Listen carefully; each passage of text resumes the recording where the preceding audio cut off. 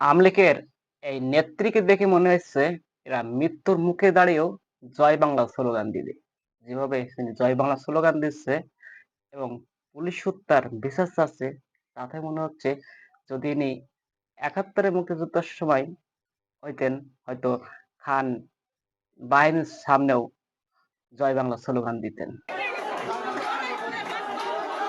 পলক ইসলাম আদালতে বলেছিল লড়াই করে বাঁচতে হবে, কিন্তু এই নেত্রী কে যখন পুলিশে অ্যারেস্ট করতে আসছিল তখন জয় বাংলা স্লোগান এবং পুলিশ হত্যার বিচার করতে হবে বলে জয় বাংলা স্লোগান দেয় এবং লড়াই করেই বাঁচতে হবে এই স্লোগান দিয়ে দেয়। সেখান থেকে পুলিশ তাকে অ্যারেস্ট করে গাড়িতে করে নিয়ে যাচ্ছে। গাড়িতে করে নিয়ে যান, একটি দৃশ্য দেখেন। এই সাহসী নেত্রীকে ঢাকার ডেমরা থানা মুসলিম নগর থেকে গ্রেপ্তার করেছে, এমনটা জানা যায় বিভিন্ন সংবাদ মাধ্যমের থেকে।